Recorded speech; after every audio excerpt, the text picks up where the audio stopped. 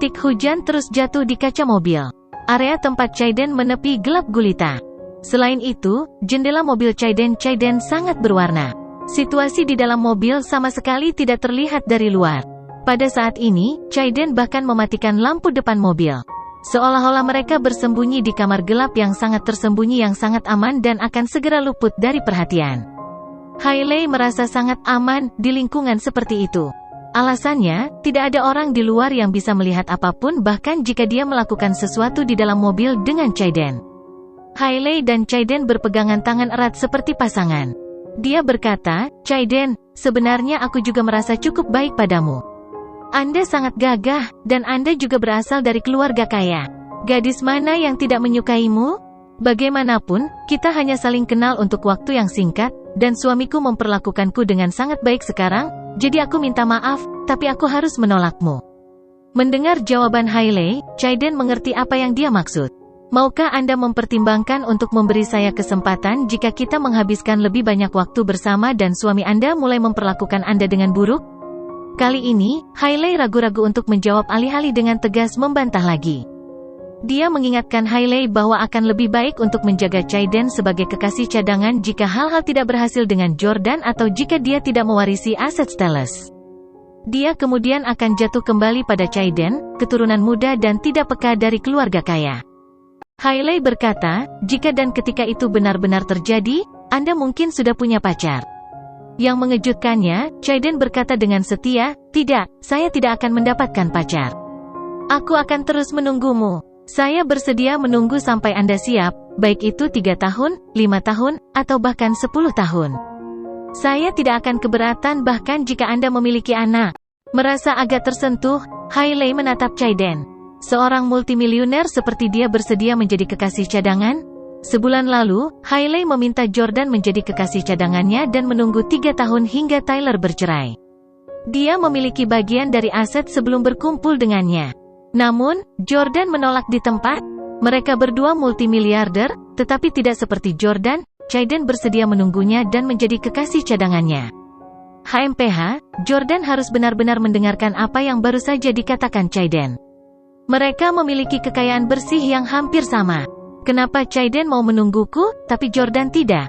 Pada saat ini, Hailey bahkan sedikit menyalahkan Jordan. Oleh karena itu, dia mengambil inisiatif untuk memegang tangannya lebih erat. "Chaiden, kamu sangat bodoh." Tentu saja, Chaiden tidak benar-benar konyol karena dia hanya mengarang ucapan kegilaan dan pengabdian untuk menipu Hailey.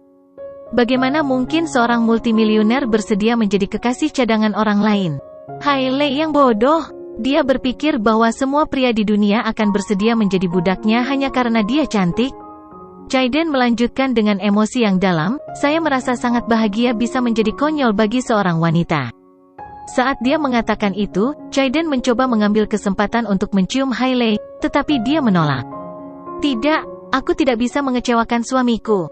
Kata-kata Hailey kasar, dan seolah-olah dia memperingatkan Chaiden bahwa berpegangan tangan itu baik-baik saja tetapi tidak berciuman.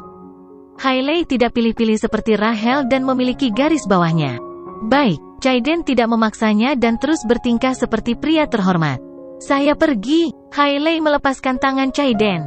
Di luar masih hujan, dan Chaiden buru-buru membuka pintu mobil untuk turun. Dia kemudian bergegas ke kursi penumpang dan membuka pintu untuk Hailey sambil memegang payung di tangan. Dia kemudian menyerahkan payung itu kepada Hailey. "Selamat tinggal. Bye, sampai jumpa besok. Saya akan berada di lokasi Hailey Residence jam 5 pagi. Hailey tersenyum dan tidak mengatakan apa-apa lagi. Sebaliknya, dia hanya berjalan di seberang jalan. Melihat punggung Hailey yang indah, Chaiden sangat cemas. "Sialan, kapan aku bisa memberi pelajaran pada wanita ini? Namun, saya telah membuat beberapa kemajuan. Paling tidak, Hailey mau bergandengan tangan denganku. HMPH, Jordan Steele, aku pasti akan membuatmu membayar karena telah mempermalukan keluarga Huxley." Pukul 5.30 keesokan harinya, Jordan baru saja bangun. Dia berbalik ke samping dan ingin memeluk Hailey. Namun, ketika dia berbalik, dia menemukan bahwa Hailey tidak ada di tempat tidur. Jordan bangun dari tempat tidur dan mendapati Hailey sedang merias wajahnya di luar.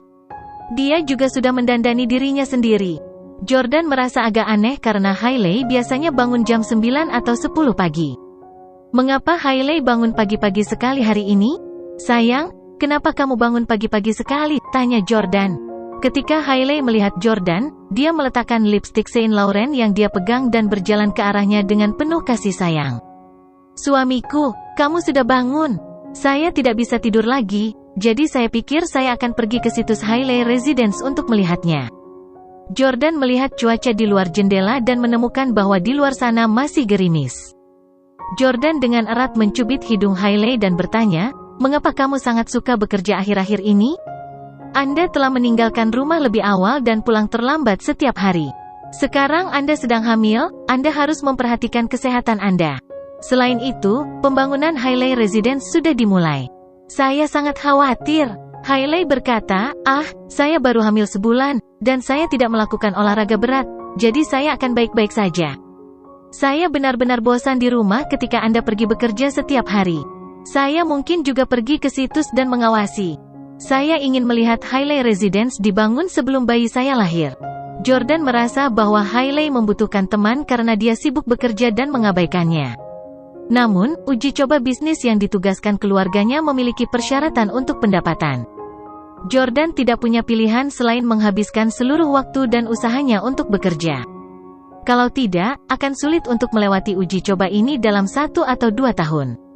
"Bagaimana kalau aku mengambil cuti hari ini dan tinggal di rumah bersamamu?" tanya Jordan. Jika Jordan mengatakan itu 3 hari yang lalu, Hailey akan sangat senang mendengarnya. Namun, sekarang, dia telah bertemu Chayden, yang lebih rendah dari Lucas dalam hal penampilan, kedewasaan, dan bakat. Hailey telah melihat wajah Jordan selama 3 tahun, dan dia muak karenanya. Di sisi lain, Chayden memberinya rasa baru, dan dia tahu bagaimana membujuknya lebih baik daripada Jordan. Memikirkan Chayden menunggunya di lokasi konstruksi Hailey Residence berkata, "Jangan lakukan itu. Hubby, Anda harus pergi ke kantor. Saya ingin Anda lulus uji coba bisnis ini sesegera mungkin sehingga kakek akan terkesan dengan Anda." Setelah mengatakan itu, Hailey mendorong Jordan ke kamar tidur dan berkata, "Hubby, baiklah dan tidurlah lagi. Jangan pedulikan aku, hubungi aku jika kau merindukanku, oke?" Jordan terus tidur tanpa mengatakan apa-apa lagi. Setengah jam kemudian, di Hailey Residence. Udaranya segar, dan gerimis. Ada kabin mobil di hutan daun maple. Suara tawa gembira dan percakapan bahagia antara seorang pria dan seorang wanita terus menyebar dari kabin. Sama seperti itu, seminggu lagi berlalu. Setelah mengirim Hailey pulang suatu malam, Chayden kembali ke Westlake Hotel, tempat dia menginap dan segera menerima telepon dari Tyler. "Hei, bagaimana kabar mantan istriku?" Tyler bertanya sambil tersenyum. Pada saat ini, Tyler tidak berada di Orlando tetapi di New York. Kekuatan Jordan di Orlando terlalu hebat. Tyler takut Salvatore atau Pablo akan dipukuli sampai mati jika dia bertemu mereka di Orlando. Tyler tidak akan kembali ke Orlando sebelum Chayden mengalahkan Jordan. Chayden menghela nafas dan berkata, jangan bicarakan itu. Sudah hampir setengah bulan sejak saya bertemu dengannya, dan kami masih belum membuat kemajuan apapun. Hailey Camden hanya mengizinkan saya mengirimnya pulang sekarang, dan saya yakin itu karena mobil sport saya seharga $3,5 juta. Kami bahkan tidak melakukan kontak fisik yang intim, dan yang kami lakukan hanyalah berpegangan tangan. Dan Hailey mengizinkanku menggendongnya saat pergelangan kakinya terkilir terakhir kali.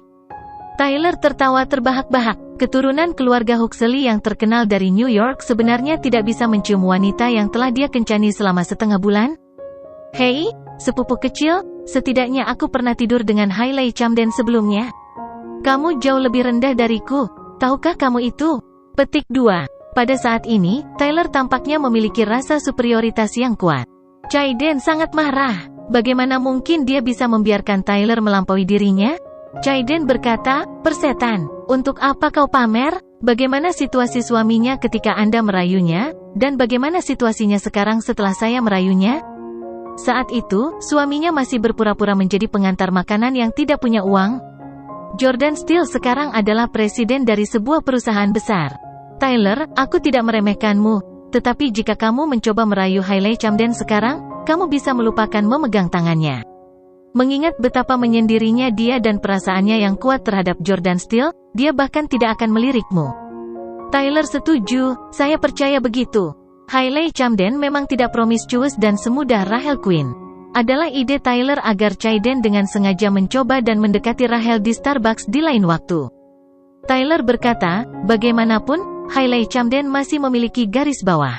Dibandingkan dengan Rachel Quinn, dia dianggap sebagai wanita yang baik, tetapi dia sangat sombong, materialistis, dan tentara bayaran. Jika Anda bisa membuat Jordan Steele tidak punya uang, saya jamin itu akan menjadi sepotong kue bagi Anda untuk memenangkan hatinya. Chayden mulai mempertimbangkannya dengan serius. Setelah menghabiskan waktu dengan Hailey yang cantik selama periode ini, Chayden memang jatuh cinta padanya. Sebagai keturunan keluarga kaya, dia berkencan dengan banyak selebritas yang dipuja dan dipuja jutaan orang. Jika dia bahkan tidak bisa memenangkan hati Hailey, dia akan marah. Setelah memikirkannya sebentar, Chayden berkata, "Oke, saya akan secara resmi menyatakan perang terhadap Yordania. Aku akan membuat S Corporation bangkrut." Tyler sangat bersemangat karena inilah yang dia tunggu-tunggu. 3 hari kemudian, S Corporation menjadi berita utama di halaman depan 2 situs berita keuangan utama. Beberapa saluran TV telah menayangkan liputan media eksklusif S Corporation. Saluran ekonomi. Tuan rumah berkata, hari ini, perusahaan short selling Bonitas telah membuat laporan short selling 43 halaman tentang perusahaan yang terdaftar, S Corporation. Dalam laporan itu, S Corporation dituduh menggelembungkan pendapatan mereka dalam pengumuman pendapatan tahun lalu sebesar $125 juta. Manajemen S Corporation juga diduga korup, terutama Presiden muda Jordan Steele yang tidak memiliki kompetensi kepemimpinan dan menghambur-hamburkan uang secara sembarangan. Laporan itu mengklaim bahwa saham S Corporation tidak berharga. Laporan short selling memicu penurunan tajam harga saham S Corporation sebesar 23%, penurunan terbesar sejak perusahaan itu terdaftar. S Corporation kini telah meluncurkan penghentian perdagangan darurat dan menunggu klarifikasi publik oleh Tuan Steele. Victoria Clarke dan Hailey Camden, wakil presiden S Corporation, mengatakan kepada reporter kami bahwa isi dari laporan short selling tidak mencerminkan situasi perusahaan yang sebenarnya. Mereka juga mengungkapkan bahwa Dewan Direksi perusahaan sekarang dalam konferensi darurat untuk masalah ini. Didirikan pada tahun 2003, S Corporation menjalankan bisnis di berbagai bidang termasuk manajemen aset nasional, investasi, dan pengembangan, perdagangan domestik, pengembangan real estate. Pada rapat Dewan S Corporation, Jordan, Victoria, dan eksekutif puncak perusahaan hadir di ruang konferensi sementara Hailey Residence dengan panik berjalan ke kantor dari lokasi konstruksi Hailey Residence. Victoria menjawab telepon dan berkata, "Tuan Steele, kami telah menemukan bahwa laporan short selling setebal 43 halaman ditulis oleh Chayden Huxley, cucu Arthur Huxley, ketua Breezy Express."